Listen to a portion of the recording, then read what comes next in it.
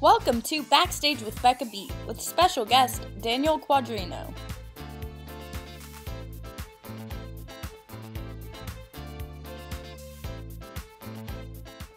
Hi everyone, and welcome to this episode of Backstage with Becca B. On this episode, he made his Broadway debut in Bye Bye Birdie and has since been in both Newsies and Wicked on Broadway. Plus, he's participated in workshops for Beetlejuice, Dear Evan Hansen, Freaky Friday, and most recently was in Fly at La Jolla Playhouse in San Diego. Please welcome Daniel Quadrino. How have you been with everything going on? I'm fine. As good as you can be, I think. Yeah, I'm in San Diego still. I was here doing a show, Fly. Yeah. House, and they let us all stay in the housing. So, I'm still in the artist housing through La Jolla, which is really, really amazing. So it's been a help because, A, I'm not in New York on top of people, it's spread out. It's nice. The weather's great. Yeah. But, same struggles as everybody else right now. I'm just trying to make it day to day. But San Diego is beautiful. Oh, my God. It's amazing. Where are you at? I'm in Texas. I'm normally in Los Angeles, actually. Okay. But Dallas, Texas. Okay. How is it over there? I've been basically just staying put. I came back because everything was so crazy in Los Angeles, especially. I don't know how things are in San Diego. They're probably better than Los Angeles. The numbers have been pretty okay here, not too bad. And, most people in San Diego are chill. So. Yeah, I was going to say, San Diego's a pretty chill place. Yeah. It's beach everywhere, beach houses. Oh my goodness. The views are incredible here. We can walk to the beach. We can walk to any hike that we need to. It's really nice. I went there once, I've been there twice, but I went there once with my mom and I was like, I'm going to live in a beach house here. My mom was okay, you got to make some money. Exactly. I'm we say that too. I'm I want to live here when I grow up. And I'm I am grown up, and B, I need to make a lot of money. Yeah. I was maybe in I don't know, 10 years, 15 years. Yeah, I know. The plan has shifted since COVID came into play. The plan has shifted. But, hopefully we get back to the normal world ASAP and actors can go back to being actors and stuff. Speaking of which, have you always known that you wanted to perform and be an actor? So my neighbor actually, my brother was a figure skater growing up. So we were kind of all in the arts in a way. And I remember just we were doing a lot of arts and crafts here. So there's just scraps everywhere. That's all we do now. We do acrylic painting and arts and crafts. But yeah, I always knew I wanted to do something with the arts. I was always performing. We would put on shows in our driveway.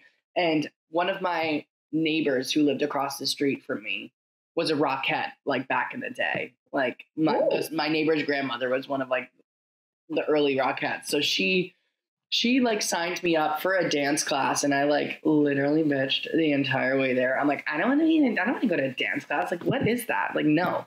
I went to one and I was hooked. And then from there on out, I took 6 dance classes a week from I want to say 3rd grade and then I stopped in 8th grade. But I realized I wanted to do theater once I got to 6th grade because American Idol came out and I discovered I could sing, and I just wanted to marry the two.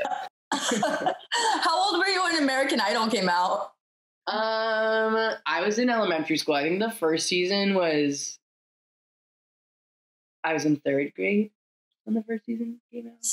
So I was your parents probably had to break the news to you that you were too young to audition at the time. Yeah, and then they were by the time I was old enough to audition, I was I don't want to do it. No, I don't want to do it because it's not real. Now I'm I'll do American Idol. Come on. True to an extent, but it can, it does jumpstart things. Right. There's definitely positives and negatives to American Idol. I'd love to do a singing reality show. I think The Voice would be cool, or there's so many out there now that I think American Idol, they own you for so long, where these other ones, or it's a little bit easier to like make your own music and do all that kind of stuff, which I'm like super into. Yeah. And I mean, nowadays I'm watching American Idol and I'm like, okay, but Broadway people are so much better at singing and stuff. It's okay. You know, we'll get there. Need a Broadway American Idol. Broadway Idol. How long did it take for you to start picking up dance? Because you've been in several shows that have a lot of insane choreography. Yeah. So like I said, I started dancing in like third grade to like 7th grade. And then I stopped in 8th grade because I focused on like doing more theater stuff. But then like I took classes in college and, you know, I just kind of always had the technique background, but I'm like, dancing is not, I do not put myself as a dancer first at all. Yeah, no, I'm more of a motivated mover. I know I like can do it all, but like, it just takes me that like extra like day or so where like, you know, like I was in finals for Newsies a bunch, like, and especially like when I went to Paper Mill, but I didn't end up getting it, obviously. And I was devastated because I wanted to be a part of it. But then it's like, I saw the choreography and I was like, oh, well, they just needed people who could like pick that up so quickly. But then when I eventually did the show, like I had 4 weeks to learn the show. So like I was able to do it and like do it on my own time instead, which was a blessing. But you got to give yourself credit for picking up that choreography because I feel like a lot of people would never be able to do that. I for a fact would never. You know, it was Newsies was like the most insane and amazing experience of my life. Like just like the entire journey with that show. I just like am forever thankful for that. Like I think about it like almost daily because like it kind of like reintroduced me into the professional theater scene and industry because I'd made my Broadway debut as a senior in high school in Bye Bye Birdie. It was crazy. I was like, what's Broadway? And then I went to an audition and it was an open call. And then 12 callbacks later, I like didn't know anything. I was like, I'll go to this. They're probably going to cast like now saying this, but I'm like, they're going to cast like 27, 28-year-olds as adults. And that's going to be stupid. Now I'm like, please cast me as a child. Please cast me as a child. But yeah, so like after Birdie closed, I was out of work, but in school for like 3 years. And then senior year, I booked Newsies and did Newsies my entire senior year of college.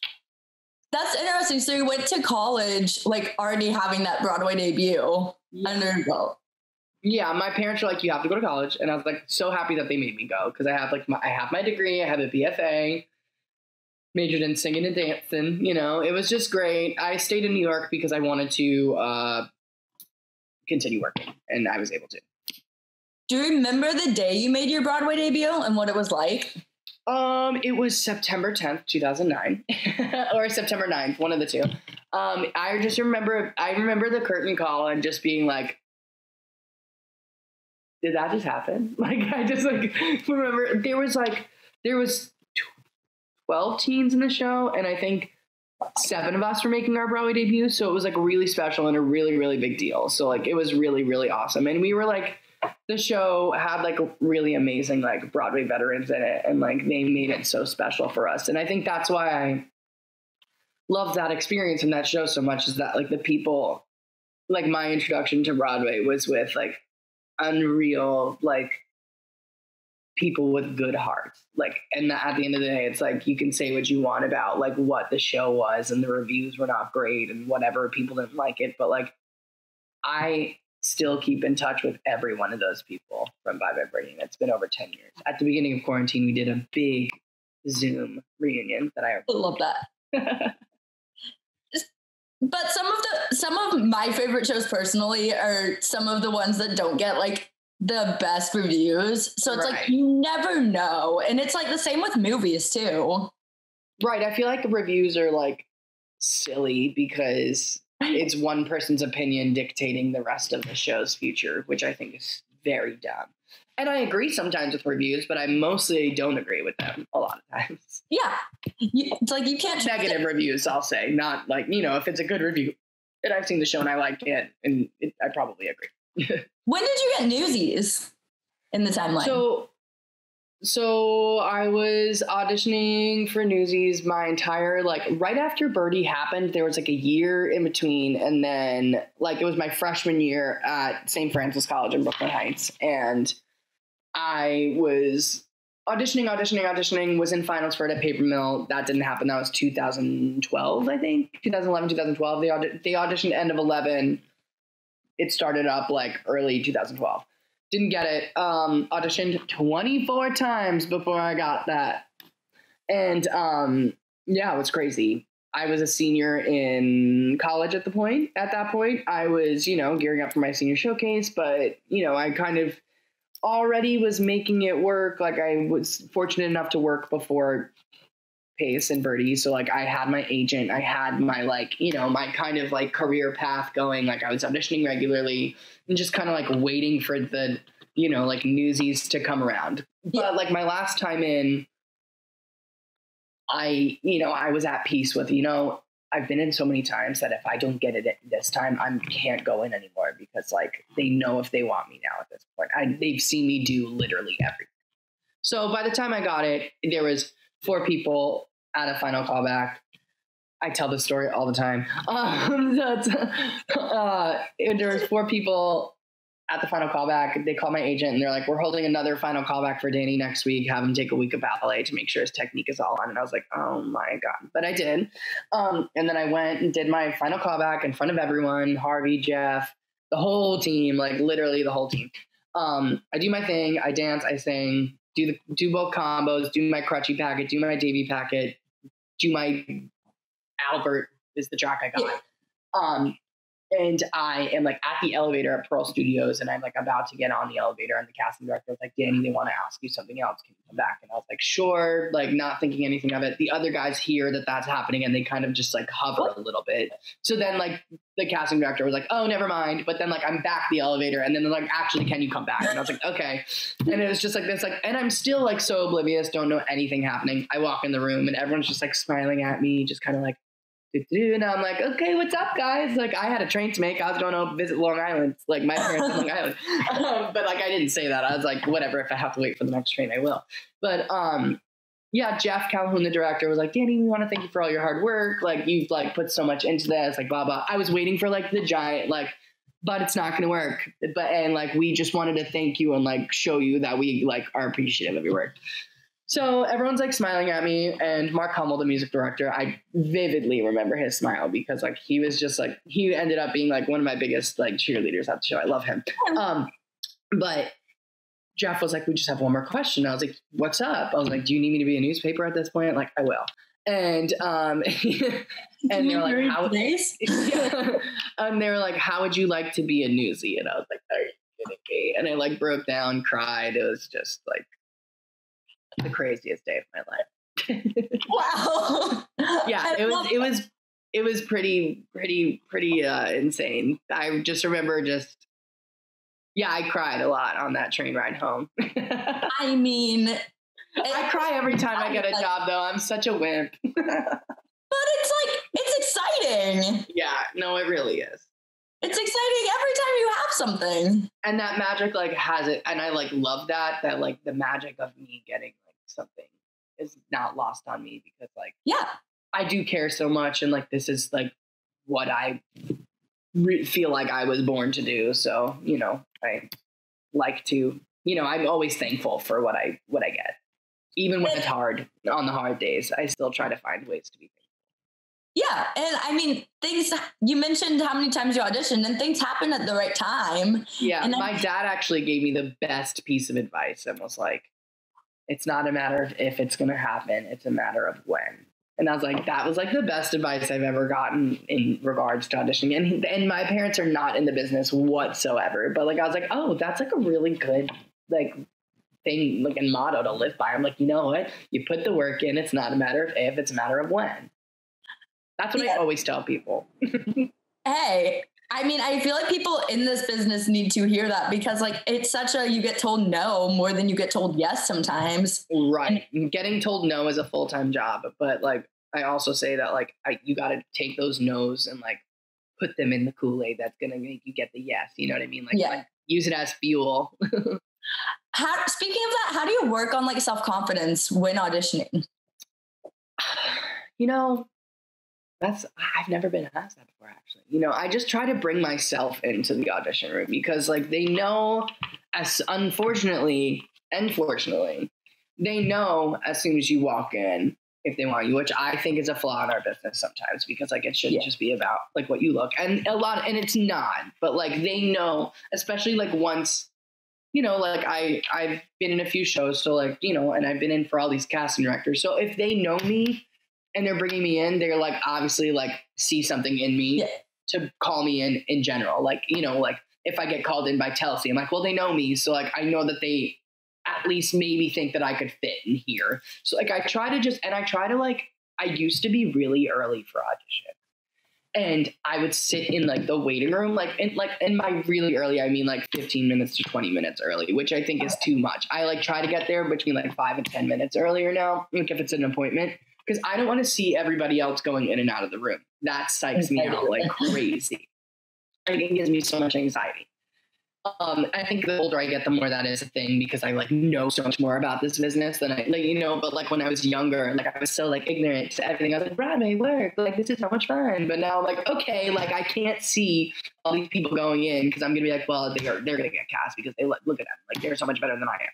So it's just like kind of being kind to yourself and just like giving yourself those mantras before you leave the house. Like you got this, you know, I listen to like, you know, my pump up playlist on the way to auditions and just like try to remain grounded, take a few deep breaths and like, you know, if they don't want me, their loss. And, you know, bigger and better things will come. Yes. What's a song that like what's a go-to song that you listen to before an audition?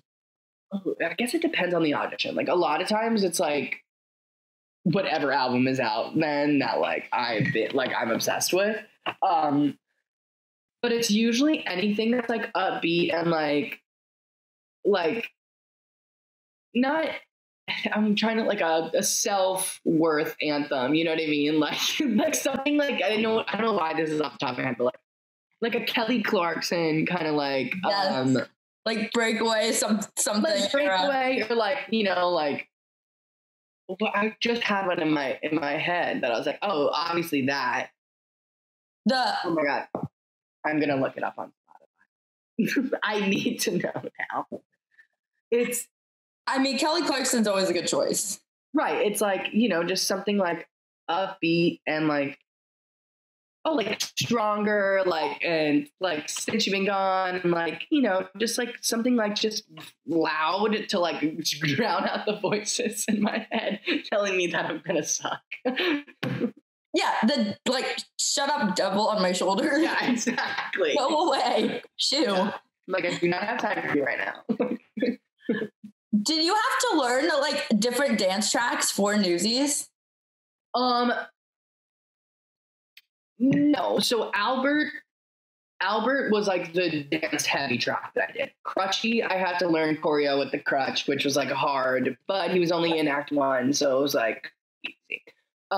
Easier. But like, and I like knew the choreo that we did. It was like one where I will know that one.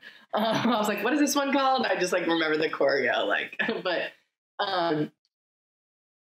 yeah, so like that wasn't hard. And then Davey didn't really dance that much either. So like, and the King of New York stuff like was the same vocab that we all did. So like it wasn't as tough as just like I had to learn all the dances. And like I was more of a singer track, but I did every dance number, everything. Like I was doing everything that like every other newsie was doing. I just didn't do like the flips and the tricks, you know, like I was there holding down that like alto 2 part. Like, but still you essentially learned different tracks for the show and had to memorize different tracks. Oh yeah. Yeah. But so I understudied in Bye Bye Birdie as well. So like I was already like stamped, like I'm a good understudy, like, cause I knew my stuff and like, you know, so like that's a hard mold to like break out of, like, and that's why like when I eventually went out on the road with Charlie and Chocolate Factory, that was one of the main reasons why I took the job, because I was playing Mike and not just covering. Yeah. So like it was cool for that, but like up until Wicked, I was covering, and I still, and like, I mean, and Fly, I was covering as well. Like I was my track, but also covering Peter Pan.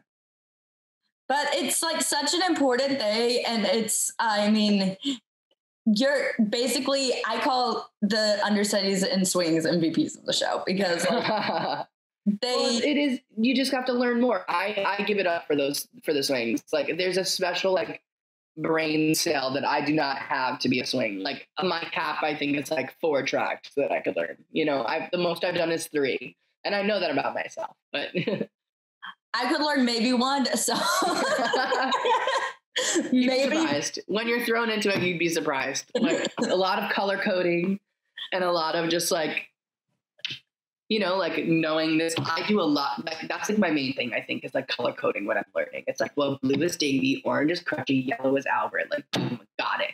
And like, and so like, if they're on the same page, it doesn't mix me up. I'm like, well, this is all highlighted, but I'm like, oh, each color is a different character. Yes. So and note cards in my pocket. Oh yeah. I've never been good at note cards, so I don't know. I would probably fail. No, you'd be fine. You just need your cue line and your entrance and your cue line to leave and your exit. When you exit. And then you got everything else. It's in there, I promise. They won't put you on if you're not ready. They really wouldn't. Like, they make sure you're ready. And like, sometimes like I didn't have a put in for when I went on as Hugo. Wow. I had a rehearsal in the lobby of the Sondheim Theater with our stage manager who taught me the blocking an hour before the show.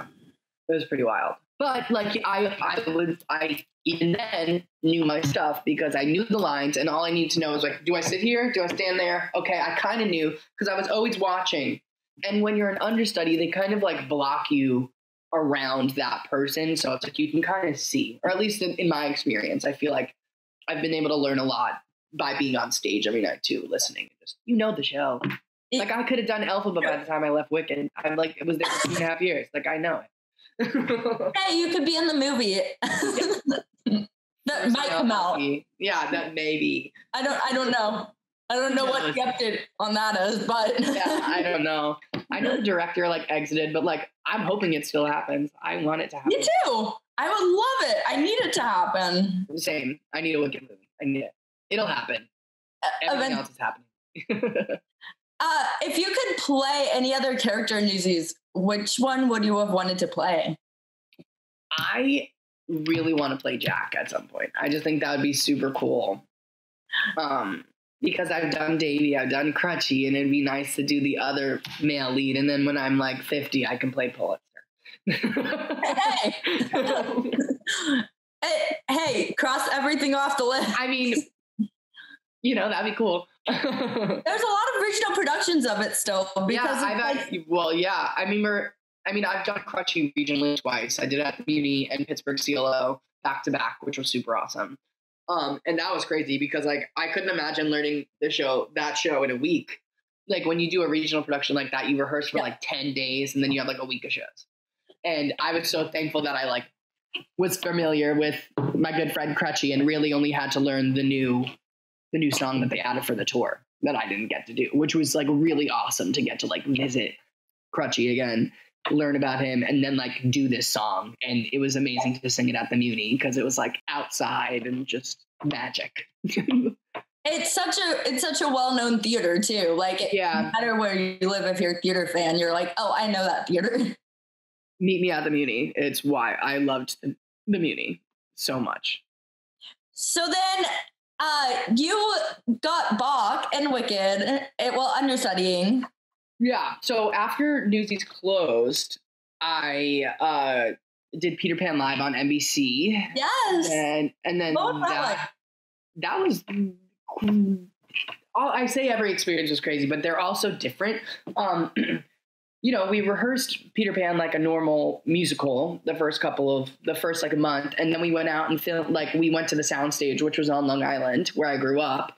And we would get on the train, we would take it to Hicksville, and then they would pick us up in a van, and we'd pass my community theater every day on the way to the soundstage. So it was like a very full circle moment. Yeah. To be like, know where I came from. Whoa. This is wild. I'm rehearsing for my like TV debut, like, you know, and I had the best time doing that, you know. Again, like I didn't book it at first. And then I was going to do a show at Goodspeed, and then I got a call probably 3 weeks before rehearsal started and be like, actually, you got it. I'm like, cool. I don't need to know those details, but Pierce is gonna do it, and it was so fun. But then after Peter Pan closed, opening and closed, yeah. First preview, last preview, opening and closing on the last night, first night, and so that closed, and then I had that was December. And then I had 2 months off. I got a dog. And, what kind of dog? He's a Cavapoo. He's somewhere. He's laying on the couch. He's the best. His name is Jackson. It was his birthday this week, so I have decorations. I love that. Quarantine. But yeah, so I got a dog, and then I auditioned. Speaking of, my dogs are downstairs. I hear. I auditioned for the tour for Bach. Didn't get it. It just didn't work out date wise, and they said I was too tall. And then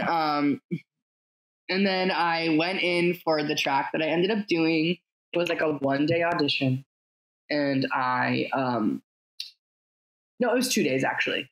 I did my dance call and I read for Bach, but they didn't have me come back and read for Bach because I was in 2 weeks prior, and they're like, we know you can do it. We don't need you to come do it. So then the next day they had me come, or later in that afternoon. I know there was just either a day or a few hours in between. And then they had us come in one by one. And again, it was lucky number 4 people again. And speaking of which, love it. Jax. Sorry. Then they had all 4 of us one by one come in and just sing the end of No One Mourns the Wicked, the B flat at the end, just one by one. And I didn't crack, and I ended up getting it. And I remember my agent calling me the next day. I was taking Jackson to get a haircut, and I was in a cab, and my agent said, they need you in Oz. And what did I do? I cried because well, I mean, 8th grade Daniel died the day I got Wicked. I mean, I remember seeing it in 8th grade. I skipped my chorus concert, and I saw Idina Menzel and Jennifer Laura Thompson and Joey McIntyre. And Joey McIntyre. I know. And crazy enough, I went back and looked at my playbill, and some of the people that were in the show then were still in the show when I did it. And, wow. Yeah, and I was dead at that. But yeah, I remember turning to my mom and I was like, I'm going to do this one day. I'm going to do this one day. And then to get to call them and be like, I'm going to be Wicked. I was literally so obsessed with Wicked in middle school. I mean, I think everybody was. Well, yeah. I was in the online day Wicked Day singing contest. The second year Wicked was out, that was 2004. No, yeah, the end of 2004. And, my screen name was Tragically Green too, a lot. I remember Long Beach, the beaches, when you're at the beach and they have the planes with the ads, yes, they had a Wicked ad, and then they had people on the beach handing out Wicked fans and green sunblock, and I would just put it on my face and be running around the beach Alpha Bomb. They should have known I was gay then. I'm gonna start as Alpha. Right, exactly. I'm gonna be Elfie. Yes. Do you think, I've talked to multiple people about Wicked, and the audition processes for most people for that show seem really quick compared to other shows. Do you think part of what makes Wicked still successful 17 years later is the efficiency behind the scenes? I mean, it is a well-oiled machine. And I think because it's been out now 17 years, they have such a big file of people that come in and audition. So a lot of times, when they need a track filled, they'll go to their files and then call in a certain amount of people that they already know can do it, which I think is a blessing and a curse sometimes, because there's people that I know that can't get an audition for the gig, but are perfect for the part. And I just, but I do think that the reason Wicked is so successful is because it is run so well.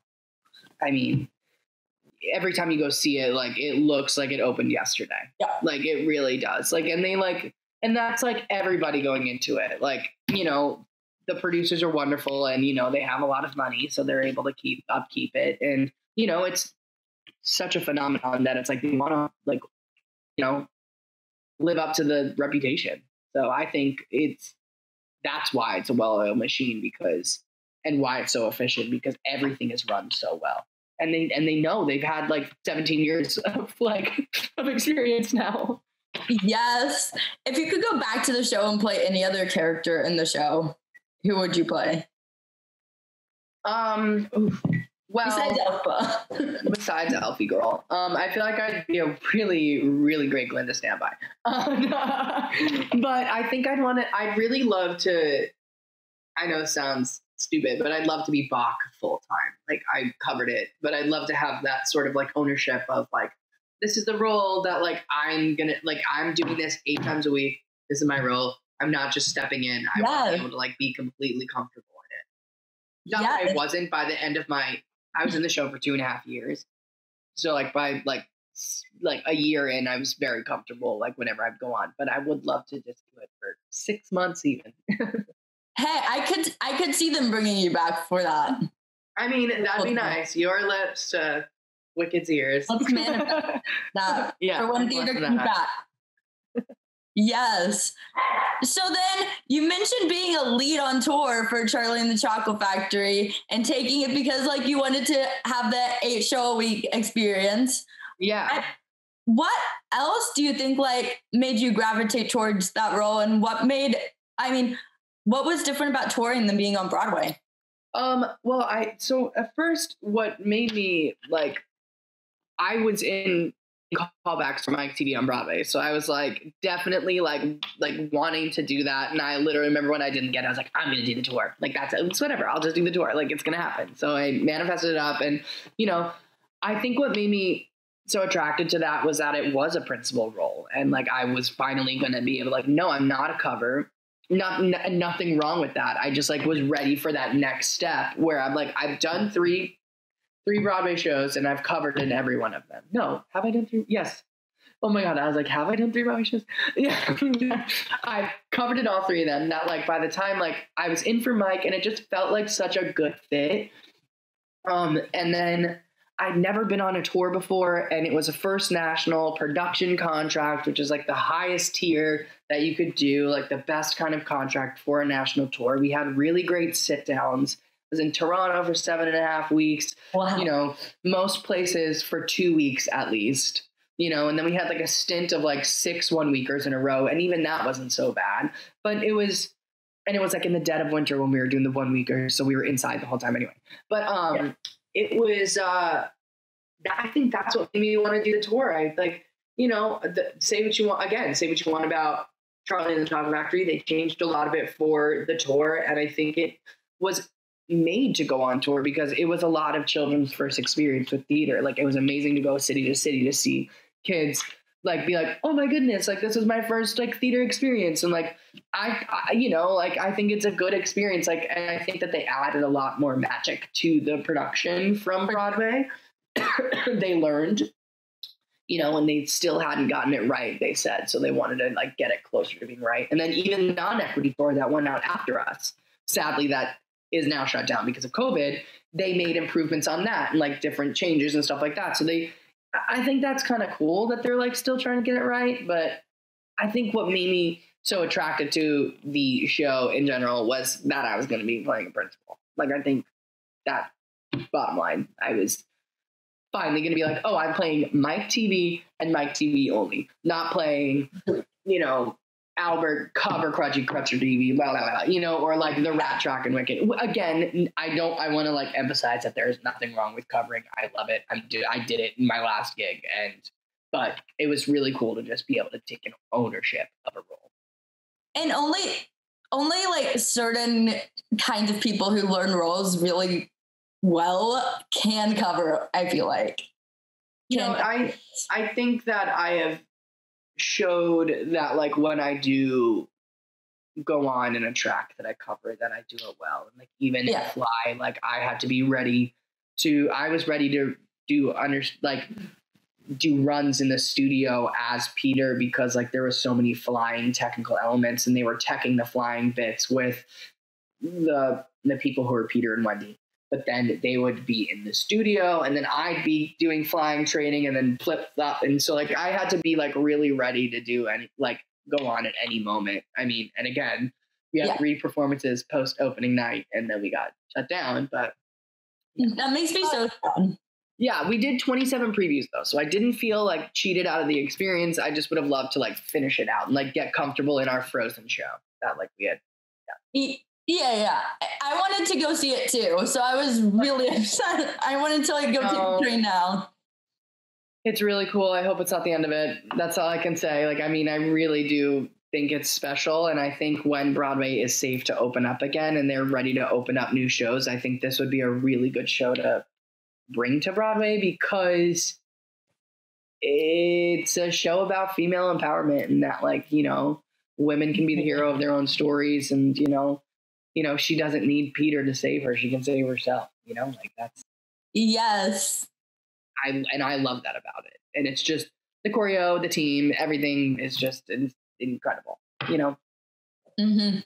And I mean, you keep going back to how you cover roles. So how do you make roles your own when you cover roles? Good question. I kind of just like, I do my own research and I think I bring myself into every role. And I think everyone kind of brings a piece of themselves into every role that they do. So it's hard.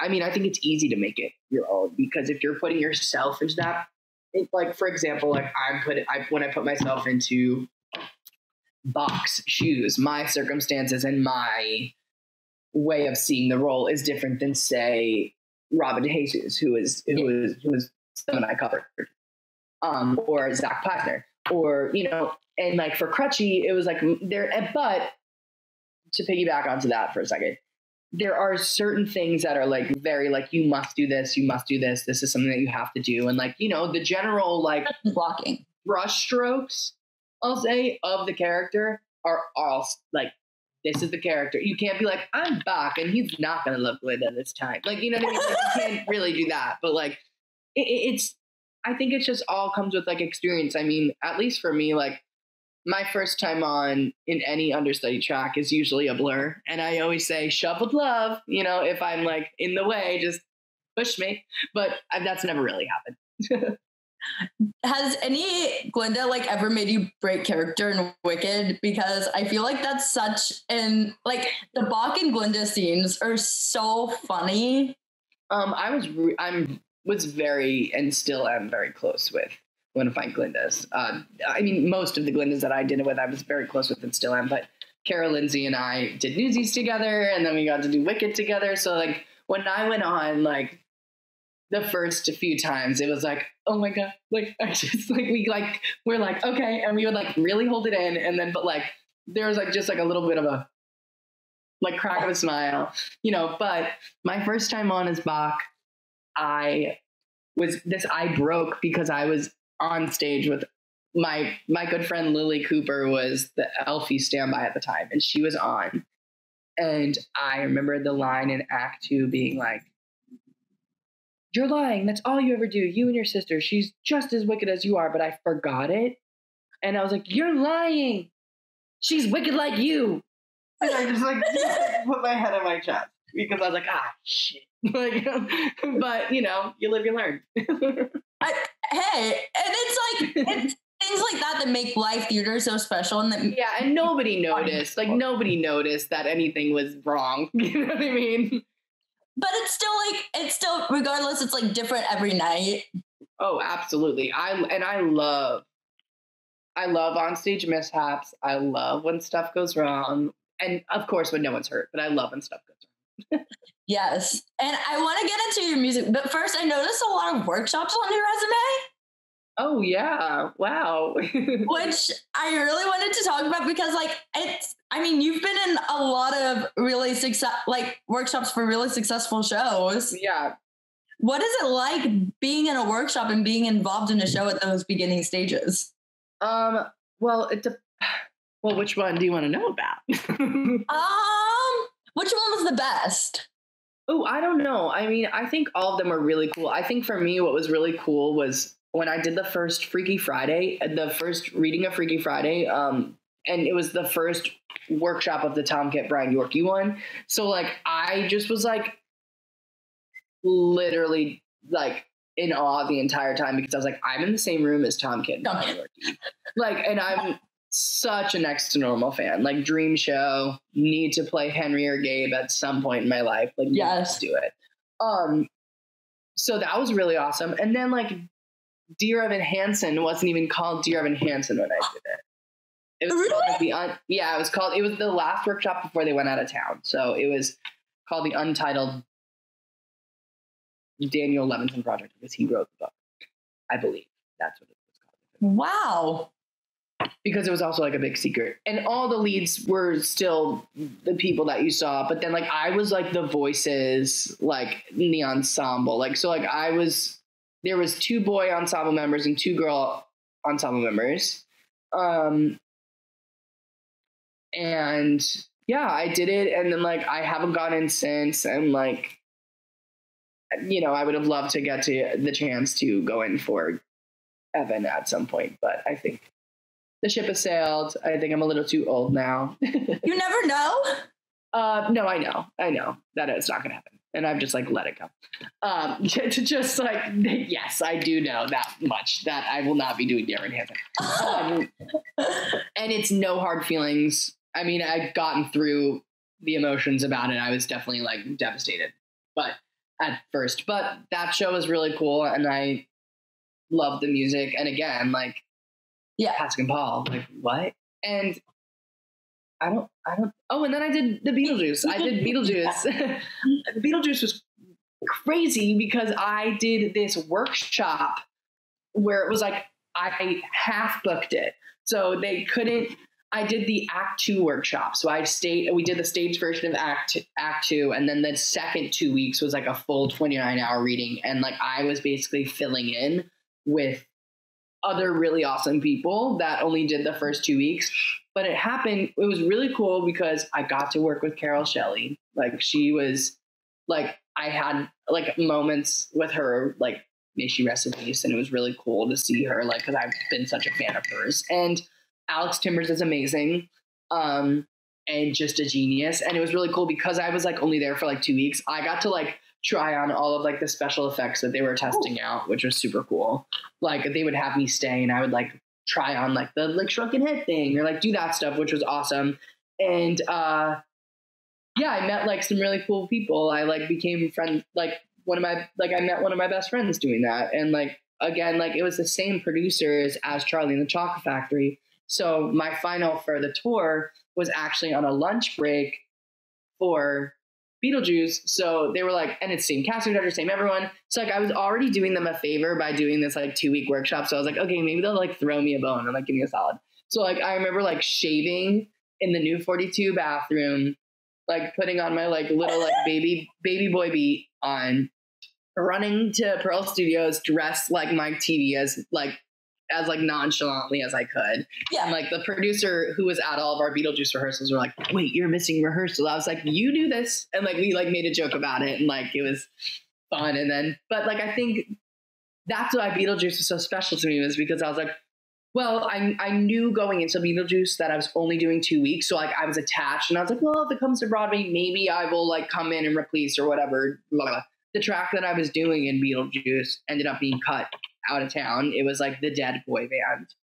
Like they didn't have, it changed up a lot from what I've heard. Yeah. So I didn't get to see the show on Broadway, sadly enough, because I was gone and then I was gone again.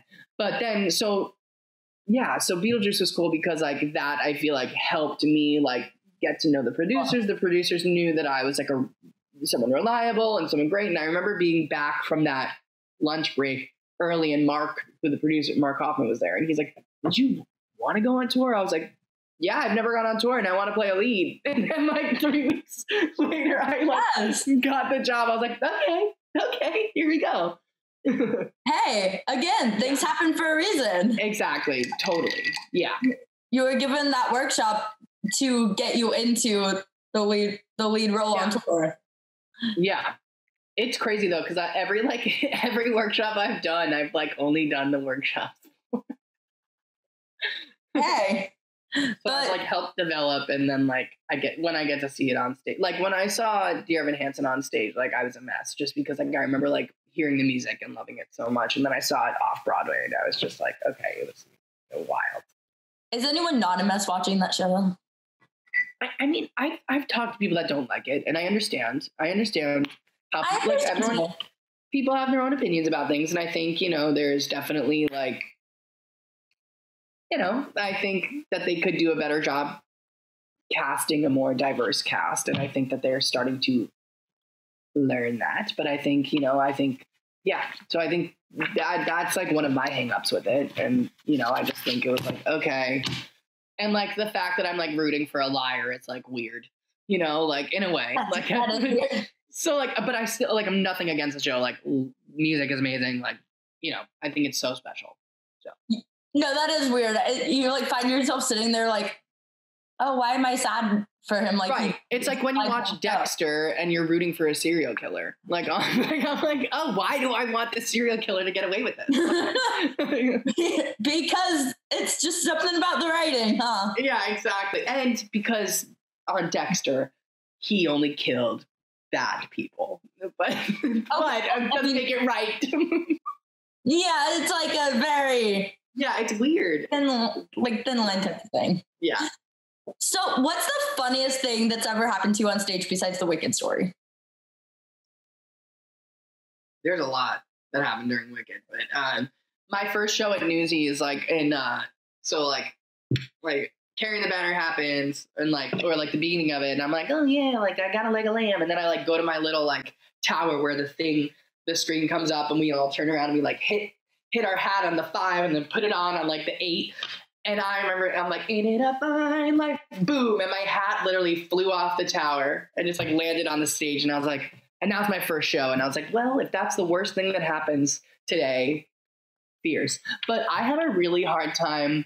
So the wings at the Nederlander were very thin, and I had to like bring this like news cart in like for top of like World Will Know scene.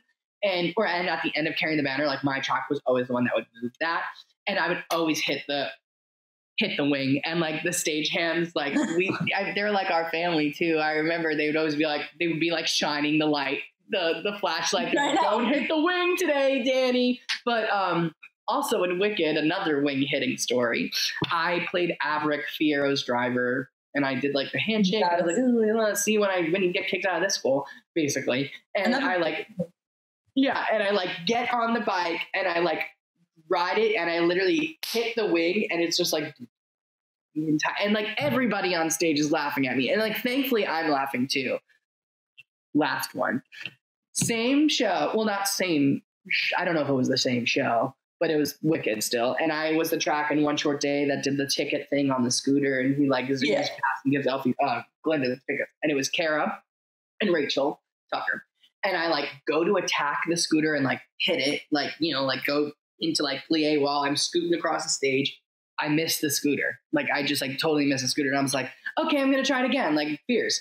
I do it again, miss again. And I literally pick up my Razor scooter in one hand, and I just like saunter and I like give her the tickets, look at her, and I wink, and Kara's like fully crying. Rachel's like not even holding in her laughter. And I was like, well, and then I come back in and I'm like, work. And then like we do like Wizamania, and my track had like the big like hat like that and like big hips, and there was a group of like girls in the first row like literally pointing at me and laughing, and I was like, you know what, if you can't laugh at yourself, like how can you laugh at anybody else? So like I was just like crying, because also I was like, no one's gonna know that was me when I leave this show. I'm like a glorified like I look like a set piece with my costume. It's so big. Those costumes are literally, I didn't really notice full on how like huge they are until I sat in the front row. And I'm telling you, the dress is very heavy. I've tried it on. It's 15 pounds. I'm telling you, those costumes, if you sit in the front row, talk about like the obstruction with the view. Right. I know. Like, can you move your hip? I want to see.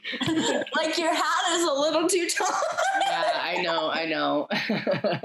That's so funny. It's like even row B makes a huge difference with the right. Like I like 10 rows back center at the Gershwin because I'm like I can see everything. Yeah, but I also like that at the Gershwin, like it's kind of like almost like a little like slightly stadium seating that it all goes up.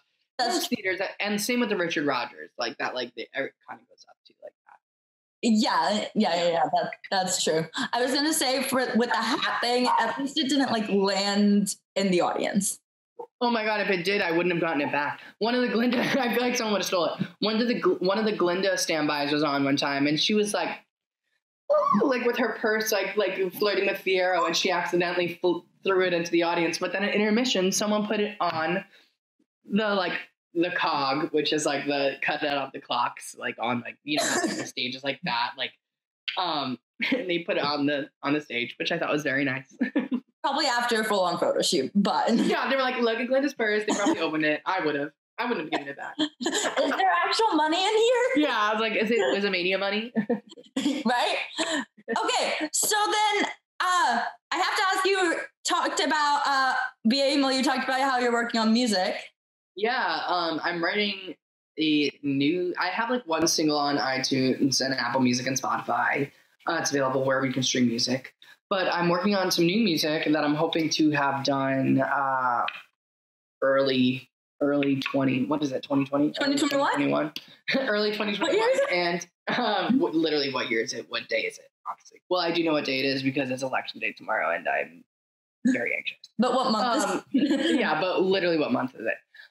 Yeah, I'm working on a new song, and it's nothing like I've ever really done before. It's really, really, really like pop heavy, which is like awesome. Like all the other stuff I've written is like very singer-songwritery, kind of like, you know, breakup songs, because that's how I've been able to write, and that's where I like whenever I go through a breakup, I'm able to like write depressing music. But this is like I'm writing with two other people, and it's really exciting because it's like I don't think I've really heard other songs like this and with this subject matter before. And I just, you know, I don't want to give it away or give you but like look out for that. And, you know, you can find that on my Instagram or my Twitter. That's what I use. And it's at Danny Quadrino. Very easy to find me. Yeah. So hopefully more information on that soon. And what is the single called? I'll put links in the bio. Oh, the single that's out on iTunes and Spotify right now is called Where to Begin. Okay, fantastic. Would you ever think about writing songs for a musical? I don't think I have that in me, at least right now. I could consult and work with other people on making a musical, but like I don't know. I at least not right now. Like, I mean, I want to write an album first, and then let's talk. Okay, I'd be down for that album. Yeah, I mean, me too. And hopefully, I think what we're gonna do is release a single, then release an EP, and then release a full album. So hopefully, this, even if it's a year of not working in theater, hopefully I will just be making a lot of music. And I'm sure like Kickstarters, etc. And you've been doing stuff with some of the sites that are offering like meet and greets and lessons. Yeah, I'm on Broadway Plus and I'm on Artist and Beyond. So you can book with me through there, or you can message me and we can figure something out. I'm always happy to coach you on singing through songs, or, you know, help talk about the business or like college prep, and, you know, work on monologues, work on songs, scenes, talk about life. I really love coaching pop music and helping people figure out how it sounds good to them and in their voice, and not trying to copy other people. And what, you know, like, it's hard when you sing a pop song, especially as a musical theater performer. I grew up listening to pop music, so I'm like a pop singer first. But, you know, it's hard when like you don't know how to sing pop, but everyone could do it. You just need a little help, and I love helping people with that. So yeah, but out there and you want that, and find me. I'll put the link in the description as well. Yeah. But it is hard when you're like trying to sing a pop song. You do like try to copy the singer's voice, right? Like, you don't have to copy Britney Spears. Like, you can sound like yourself, and it's gonna be amazing. Yeah. So then lastly, how do you think live theater is going to be different when it's able to come back? And do you think virtual theater will stick around?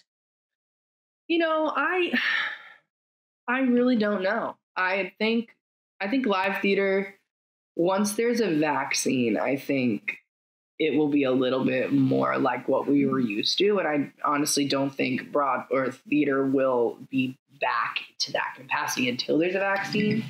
But I think once there is, I think people backstage will probably have to wear masks for a while, regular testing.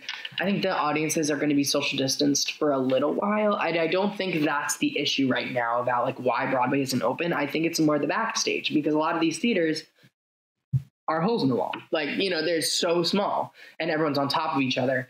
And, I think for people's safety, especially in a backstage, like we need a vaccine if you're going to be that close to people, and you need to have testing, when you like rapid tests when you get in the building, but also there has to be enough tests for everyone. So I think it's just a lot of like problem solving right now. As for virtual theater, I think it's going to still be a thing for a while. I haven't really done much virtual theater. I do my own covers and on my Instagram, and, I do my own videos, and that's my way of virtual theater, but I'm just creating music and creating art for the sake of creating. Like, I'm not trying to, make that make profit off of that. But like, I will say, like, I don't know if you watched this, but like the other night, Jay Johnson did a full Halloween special for it's called I Put a Spell on You, and the Sanderson Sisters Break the Internet. And that virtual theater experience was honestly like incredible. And that like set the bar for me.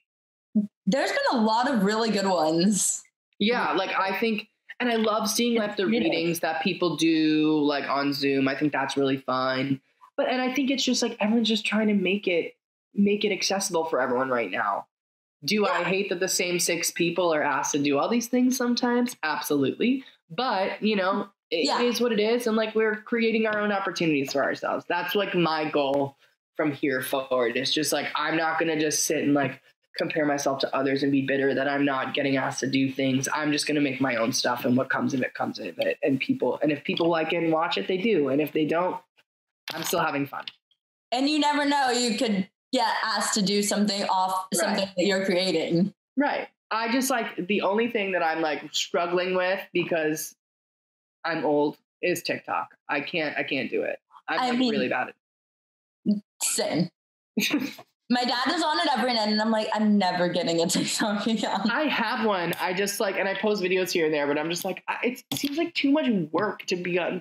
I'm like, because I don't want to like just post to potentially, like, yes, I'd love to go viral, but I'm not going to like put all my energy into just becoming viral. Like, there's so much more, and there's so many more important things happening right now. And I think in the last like 6 months, and especially the last 3 months, I've been extremely focused on this election. So I'm hoping that at the end of this week, I'll be able to sleep a little bit easier. I hope so. I know, I'm sure it's very different where you are right now. A lot of anxiety going on lately. I'm sending you a lot of positive energy being in Texas, and just, I feel like everywhere just right now, it's like, it's hard not to have anxiety. Oh my God. I know, my boyfriend and I are together, and we've been together all of quarantine now. And we've both just been very open and transparent about like, some days are good and some days I just can't think about anything else. And I think yesterday I was very anxious. Today I'm anxious, but I'm glad that I had this to talk with you for an hour about everything theater, and, which was great. And, I just try to keep myself busy and just, keep myself active. So I love that. Well, anyways, thank you for joining me to talk on this. Absolutely. Thank you for watching this episode of Backstage with Becca B. You can follow me on Twitter and Instagram at Becca B Talks TV. Or for more exclusive content from this interview and more, you can follow me on Instagram and Facebook at Backstage with Becca B. Make sure to subscribe to my channel and like this video, or if you're listening on Apple Podcasts, go ahead and give me a 5-star rating. Thanks for tuning in, and I'll see you guys next time. Bye!